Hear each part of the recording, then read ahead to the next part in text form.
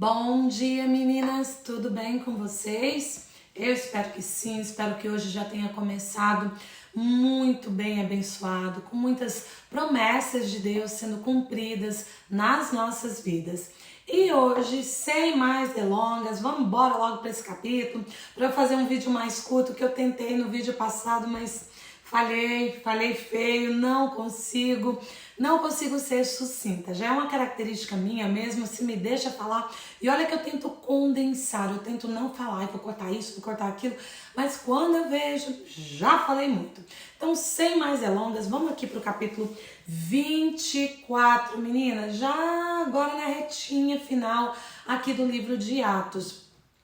A gente sai ali do capítulo 23, né, onde nós vemos Paulo sendo acusado de profanar contra o templo, que não é verdade, a gente sabe disso, nós estudamos e entendemos o que, né, os religiosos eles eram capazes de fazer para que a sua fé fosse a única a ser proclamada, para que ninguém pudesse seguir-os do caminho, mentiam, subornavam testemunhas para acusarem Paulo. E é nesse contexto aqui ainda do capítulo 23 que nós entramos agora aqui no capítulo 24. A gente vê que ele estava em Jerusalém, agora ele está em Cesareia, ele é enviado ali para o governador Félix,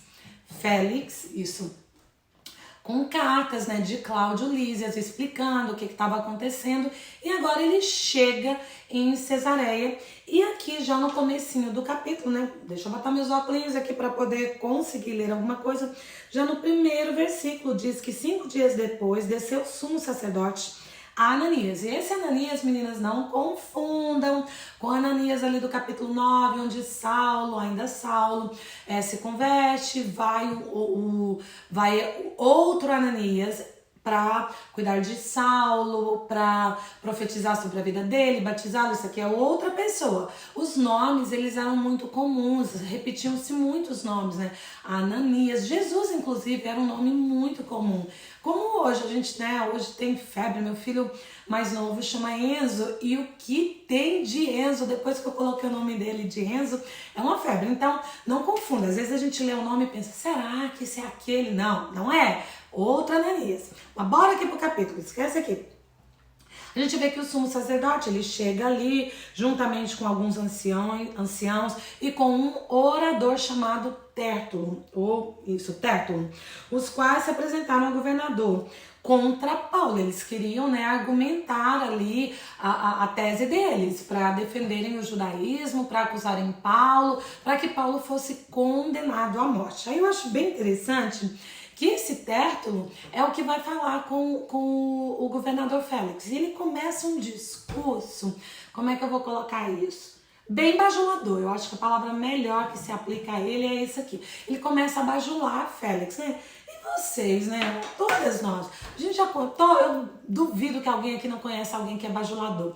Ah, porque você é isso, você começa a elogiar. Tértulo começa a elogiar Félix, no sentido de que eu vou ganhar esse cara aqui, né? Vou bajulá-lo, vou levar a bola dele, vou encher bastante a bola dele. E aí eu já começo muito bem, porque aí ele já vai me dar mais moral, já vai olhar Paulo com os olhos, né? Já um pouco tanto assim, tá bom. Mas olha só que as palavrinhas de Tértulo, como ele foi esperto, ele foi inteligente, ele bajulou o governador com o intuito de cativar o governador Félix, para que Félix já tivesse, já no começo, já olhasse para Paulo com olhos já acusadores, vamos colocar assim. E aí, então a gente vê aqui, ó, ele começa, né, excelentíssimo Félix, tendo nós, por teu intermédio, gozado de paz perene, e também por teu providente cuidado, e serem feitas notáveis as reformas. Olha, o Senhor cuidou da nossa paz, nós estamos em paz porque o Senhor é um bom governador, a paz reina porque o Senhor fez, né, todas essas coisas, o Senhor também promoveu reforma, bom demais, o Senhor é muito bom, mais ou menos assim que ele está falando. Seus benefícios foram notáveis diante do povo, sempre por todo, não foi só aqui não, é em toda parte. E isso nós reconhecemos com gratidão. Olha só, nós somos muito gratos ao Senhor, governador, por tudo que o Senhor tem feito. Entretanto, né, primeiro, olha só, ele vai elogiando, entretanto, para não te deter, ó, nem vamos deter, não, vamos direto aos finalmente, porque seu tempo é curto, o senhor é um homem muito ocupado, nem vale a pena perder muito tempo com esse Paulo aqui, não, porque Paulo é um profanador, tá profanando no templo, então, ó, presta atenção, não, mais ou menos assim é o que esse Tértulo, né, o orador está falando. Entretanto, para não te deter a longo tempo, rogo-te que de conformidade com tua clemência nos atenda um pouco, porque tendo nós verificado que este homem é uma peste, aí ele muda o discurso, né? Quando ele tá falando, eu acho engraçado, é pra rir mesmo. Quando ele tá falando com o governador, ele tá elogiando, ele tá enchendo a bola mesmo, bajulando o governador. Mas aí quando ele começa a falar de Paulo, primeiro ele elogia, né, pra já chamar a atenção ali de quanto o governador era bom, mas quando ele começa a falar de Paulo, ele já começa, esse homem é uma peste, isso aqui não vale nada, não presta. Olha só, cadê aqui? Onde é que estamos? Ai, meu Deus, perdi o versículo. Providência, promovendo. Entretanto, porque no versículo 5, este homem é uma peste, promove sedições entre os judeus por todo o mundo, sendo também o principal agitador da seita dos nazarenos, o qual também tentou profanar o templo. Nós o prendemos com o intuito de julgá-lo segundo a nossa lei. Ele fala, isso não é uma peste, ele é o principal agitador da seita dos nazarenos. Aí, eu acho que Paulo deve ter ficado muito contente, porque eu imagino que Paulo, que já tinha sofrido tanto, né, sendo tão perseguido, e falando, nossa, mas se eles me consideram como principal agitador, é porque eu realmente estou cumprindo o meu papel, eu estou fazendo aquilo, né, que o propósito, eu estou cumprindo o propósito para o qual eu fui chamado. Eu imagino, gente, isso aqui só eu imaginando. E eles começam a falar, né, que ele profanou o templo, porque eles não tinham um outro argumento, a não ser realmente inventar coisas a respeito de Paulo, que Paulo não estava no templo profanando coisa nenhuma. E profanar o templo era um pecado muito, muito pesado. Eles levavam a lei, vocês lembram disso? A lei muito ao pé da letra. Mas aí, aqui, eles consideravam, né, a seita dos nazarenos, porque era Jesus Cristo de Nazaré. Nós já sabemos o motivo, né, meninas? Vocês sabem muito bem, porque... Então, aí eles chamavam a seita dos nazarenos, porque essa seita está crescendo, ele está profanando o templo, e ele é o principal agitador desta seita. E aí... a gente vê, eles falam tudo isso, que eles queriam julgar Paulo de acordo com as leis judaicas, mas eles não poderiam, porque todo Israel estava sob o domínio do Império Romano. Então, os julgamentos eles deveriam ser feitos de acordo com a lei romana. Félix era um governador estabelecido pelo Império Romano, por isso que eles vão até Félix, para que Paulo fosse julgado de acordo com a lei romana. Não que eles fizessem isso, eles não queriam, mas eles não poderiam agir de outra forma, porque aí seria contra a lei romana. Na verdade, o que eles queriam era julgar Paulo de acordo com as leis judaicas, mas eles eram impedidos pelas leis romanas. E aí eles contam tudo isso e contam que os judeus também concordaram com essas acusações. E aí Paulo, né? Paulo tendo-lhe o governador feito o sinal, o governador fala, ó, agora você pode falar, faz aí a sua tese, faz a sua defesa, e agora é Paulo falando. Paulo vai se defender dessas acusações. E Paulo vai provar, não, peraí, isso aqui é só acusação. Não tem sentido o que eles estão falando, até porque eu cheguei a Jerusalém só tem 12 dias. Paulo estava numa viagem missionária, lembra, meninas, que Paulo acabou, né, a terceira viagem missionária dele, que durou anos, e ele acabara de chegar em Jerusalém e vai pregar nos templos, né, vai falar ali nos templos, no templo, aliás. E aí esses judeus ficam bem revoltados da vida com a mensagem que Paulo estava pregando e começam a acusá-lo de coisas, né? Parecia que Paulo já estava ali há anos em Jerusalém. Paulo começa a falar, não, só tem 12 dias que eu estou aqui. Peraí, eles nem tinham provas. Eu imagino que se fosse num julgamento normal, você tem que ter as provas contundentes, né? Porque contra, como é que diz? Contra os fatos não há argumento, mas ali não tinha fato. Então Paulo, como já era um orador, né, profissional, ele era conhecedor da palavra e ele era detentor da palavra, né? Ele era dono de uma oratória muito boa e conhecedor também das suas do que ele estava sendo acusado e sabia que não tinha embasamento nenhum. Ele já faz da sua defesa uma defesa muito boa e põe em xeque aquilo pelo qual ele estava sendo acusado. Ele fala, gente, eu cheguei aqui tem 12 dias, não tem como ser verdade isso que vocês estão falando, né? Ele fala, olha, eu vim em Jerusalém para adorar, não estava amotinando o povo nas sinagogas, e nem vocês nem podem provar as acusações que agora fazem contra mim.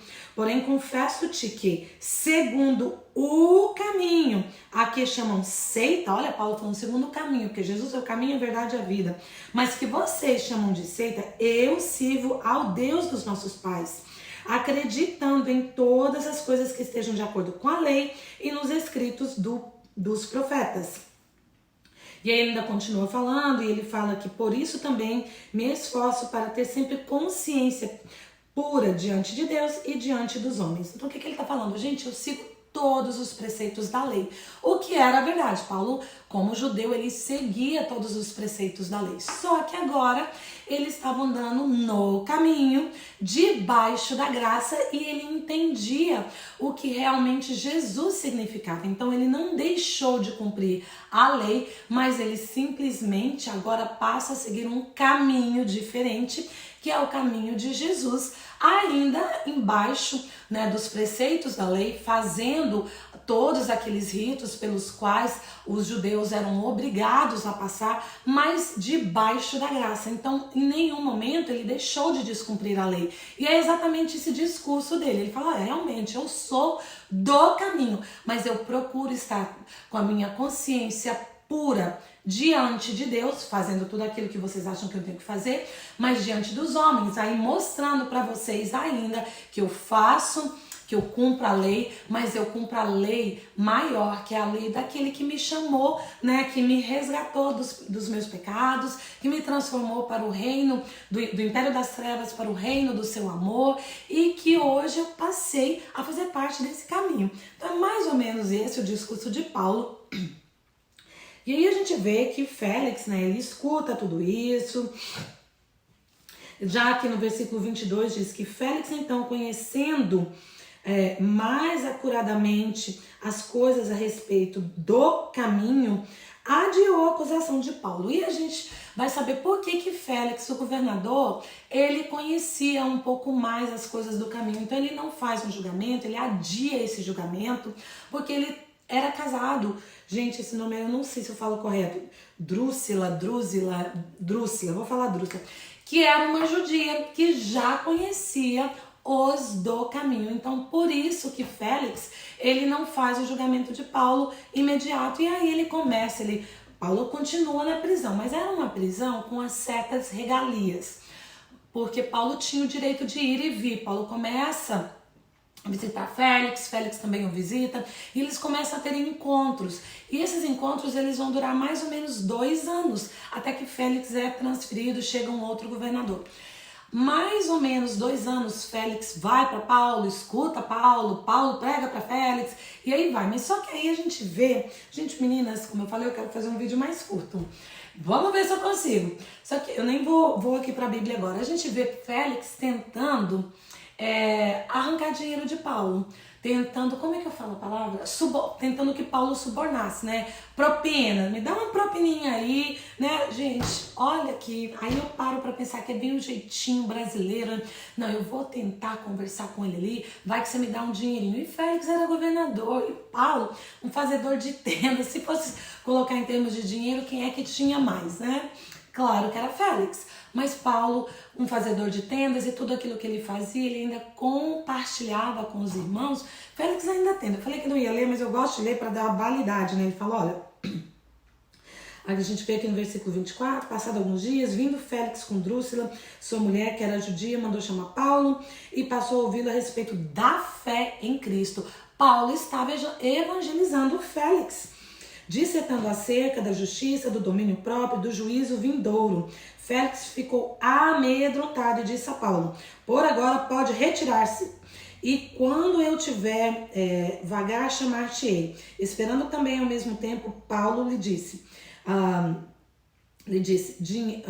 esperando também ao mesmo tempo que Paulo lhe desse dinheiro. Então, enquanto Paulo estava pregando, vamos colocar aqui umas palavrinhas mais para os dias atuais. Enquanto Paulo estava pregando do amor de Cristo, Jesus te ama, vem como você está, você é amado do jeito que você é, pecador do jeito que você é, tá tudo lindo. Mas quando Paulo começa a falar, mas olha a vinda de Jesus, olha, vai ter uma próxima vinda. E se você não mudar os seus caminhos, se você não mudar, se você não se arrepender, se você não deixar o seu velho homem, não deixar a sua natureza pecaminosa e não se transformar, vai dar ruim. Aí Félix não gostou de jeito nenhum. Pode parar. Para, que essa parte eu não gostei. Eu só gosto de ouvir a parte do amor, que eu sou amado, que é verdade, somos mesmo amadas. Jesus nos ama como nós somos, nos convida a estar presente, a estar diante dele como nós somos.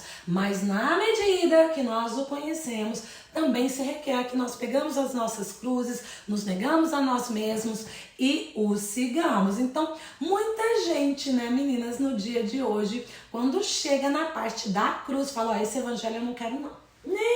Mas não quero, eu só gosto da parte que Jesus me ama, da parte que tá tudo certo, que ele gosta do jeito que eu sou, essa parte tá tudo bem, mas se passar dali, não deu pra mim.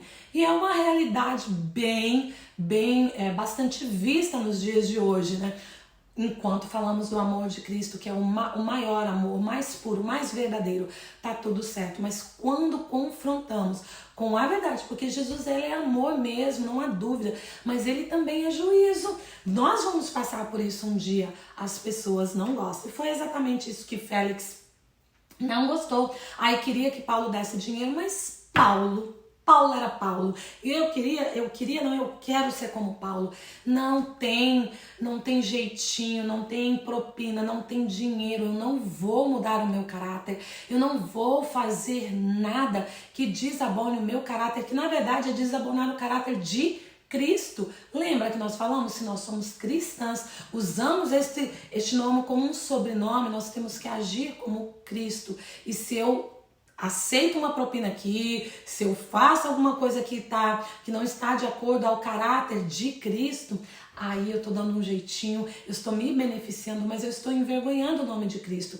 Quer seja para o meu próprio benefício físico, né, financeiro, emocional, não importa. Porque aqui a gente está vendo que Paulo estava na prisão. Paulo poderia se libertar dessa prisão se ele simplesmente desse um dinheirinho ali. E ainda, vamos parar para pensar que seria talvez uma coisa boa para Paulo, porque ele sairia dali, ele continuaria a propagar esse evangelho com liberdade.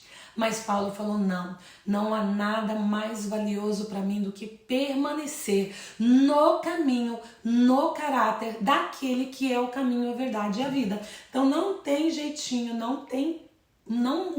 eu não cedo 1 milímetro daquilo que fere ao caráter de Cristo. Então, meninas, a gente termina aqui o capítulo 24. Essa história continua, sem dar spoiler, para o capítulo 25, que é amanhã. Vamos ver o que acontecerá agora no capítulo 25. Vem comigo amanhã, não desanima, fica firme, porque essa história não acabou. A gente só vai ver o grande final no 28, que já estamos chegando. Mas o que a gente tira no dia de hoje? É permanecermos, o que eu quero mais falar é permanecermos fiéis àquilo que nós nos intitulamos. Nós somos cristãs. Então, que nós possamos permanecer firmes na nossa fé, independente das circunstâncias, independente se estamos em situações as quais nos pedem a negar a nossa fé, nos pedem a agir contra aquilo que nós acreditamos, agir contra o caráter de Cristo, mesmo que seja para o nosso próprio benefício. Que nós tenhamos o espírito de Paulo, que nós aprendamos com ele aqui. Não, eu vou permanecer firme. Para mim, a maior coisa é permanecer firme no caráter de Cristo, sem me desviar nem um pouquinho para a direita, nem um pouquinho para a esquerda, porque convém a mim que eu permaneça firme. Aí me lembra de Jesus falando, né? Aquele que pensa em salvar a sua vida, perdê-la, mas aquele que perde a sua vida por amor de mim, achá-la. Lembra lá de Mateus. E é isso que Paulo está fazendo. Ele vai perder a vida eventualmente por amor a Cristo, mas ele eventualmente também achará a vida eterna por amor a Cristo. Tá bom?